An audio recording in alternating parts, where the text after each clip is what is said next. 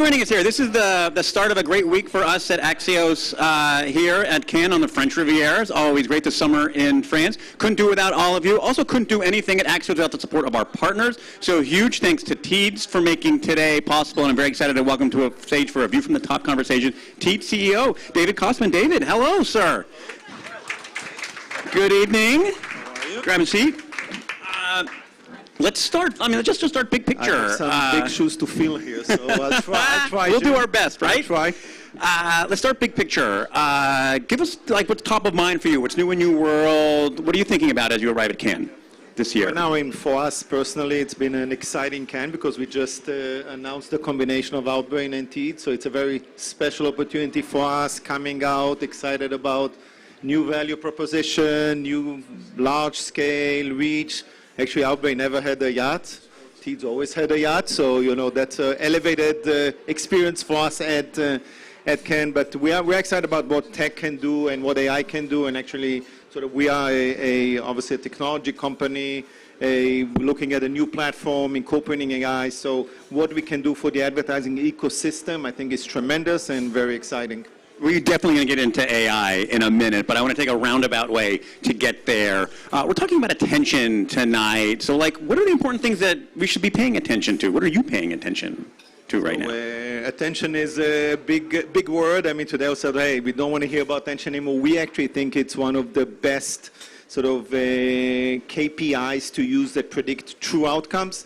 So we're very focused around not just using it as another metrics that people have like viewability, but really looking at it and delivering and guaranteeing to advertisers attention that will drive outcomes. I think we have unique advantages to do that because we are code on pay, so we really understand the user across the most premium publishers of the world.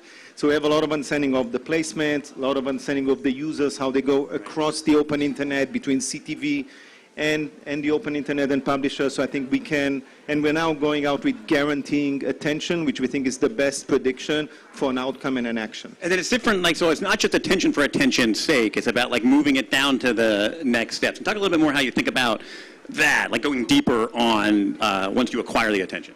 Absolutely. It's not just about another metric. It's about delivering the outcomes that advertisers want. And that's why, again, as I said, we're looking at now guaranteeing attention to advertisers on their campaigns. I think we have a huge scale to do that globally. And I think it's not another metric. I think it's really critical to, it's the best predictor in correlation with a real outcome and intent to take an action. Right. So, I don't want you to reveal any trade secrets here unless you really want to. But let's go deeper on the guaranteeing, guaranteeing attention that then translates into that. What are the metrics you look at? What are the predictors of that? What are the trends that kind of unfold as you go down that line? So it's mostly really around understanding the user, understanding the placements, understanding the different objectives of advertisers and how to combine all of that. I believe, I will use AI again, and I don't want to bore you too much, but we believe that leveraging AI, LLM models, and agentic AI to drive that will improve the capability. We've seen already tremendous results. I think with AI, it's going to get much, much better. Well, you're not just going to talk about AI for that brief time. We're going to spend a couple of minutes, I think, on that. Let's start a little bit of that journey. You're seeing results already. Are we at the start of an AI journey, the middle? Are we beginning to understand how it works? Tell us a little bit, your experience of it. Look, I think we've been already using it for, you can call it, deep learning, machine learning. It had different names over the last couple of decades. Right. So it's not as new as some people think. It's not as new right. as people say. And we as a tech company, we've been deploying this type of technologies and approach for, since our founding. That's what we were founded based on data, technology, machine learning, and predicting. Right now, we've been using it consistently already around the creative side, and everyone has been talking about this, but that's already been for a couple of years. So Gen AI is to some extent old news. Things are moving at a pace that even at my age I've never seen. It's crazy, but Gen AI has been there. Right now with agentic, where really you replace workflows and can deploy agents to do a lot of the work that humans do, you will still need the human element, the emotional connection to understand, but the ability to then leverage those agents and make much better predictions and totally change the way of thinking about algos is super exciting. So many conversations about AI, though, become theory, like what might be possible or broad. Like, it sounds a little bit like you're living it now, like deploying agents. Like, can you give us some of the examples of like how it's being deployed right now? And then I'm going to come back and I want you to spin it a little bit into the future. But like, what is that AI experience like right now? Right now, I mean, we just merged. So for us, it's actually a great opportunity to, instead of old way integrations that take a lot of time. So basically the combination of Teads is really branding and performance going into one platform. And we have had plans for 6 months of how we integrate our capabilities into Teads Ad Manager. I'm not telling any secrets here, but we're going to scrap all of it and rewrite everything anew. And it's going to take 6 months and not 24 months. And it's going to be 30 people and not 200 people. And it's going to be all leveraging really agentic AI. So today, what we're doing with agentic AI, we're testing a lot of things and interactions between us and our agency partners on how we can best interact with them on driving the best campaign planning, best campaign outcomes, and best creatives. How ready do you feel like your partners are for AI? How quickly is this coming at them? Can you tell a little bit of the speed of it, I think? I think it's super fast. I think it's not theory. Ready or not, here it comes. I think it's there, and whoever doesn't want to look at it, I mean, I'm giving you here, I mean, in our case, I mean, we had tons of integration plans. I'm talking about 6.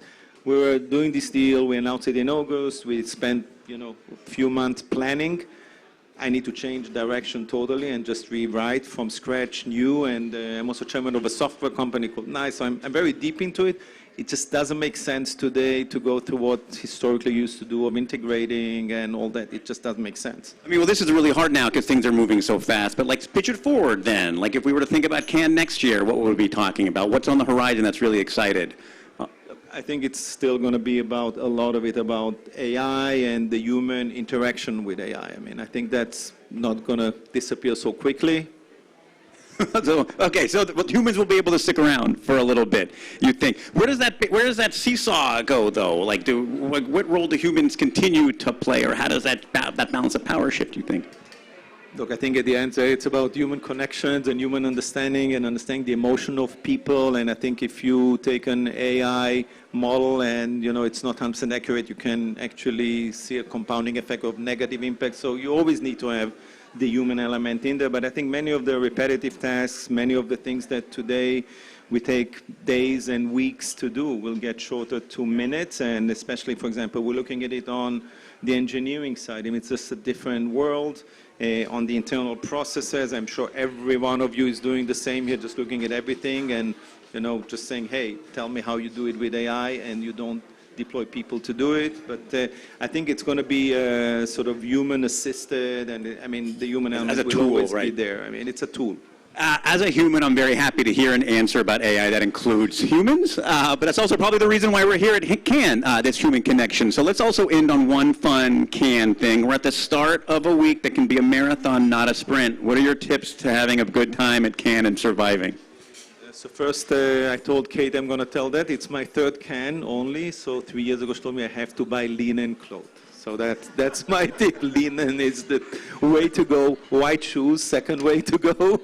And, honestly, it's about interacting with people, having fun, getting to know your partners better. It's a unique setting. I really think it's a unique setting among all the other conferences. It's just the human interaction here is of a different nature. We're all like having fun. The weather, beach, I mean, doesn't get much better. Wearing comfortable clothes is a very common answer. That's why I'm wearing short sleeves in my 3rd Cannes for the same reason. David, thank you so much for being here. Huge thanks for Teads for making this entire glorious dinner possible. We're going to have a big finish with my colleague Carrie Flynn right now. Thank you.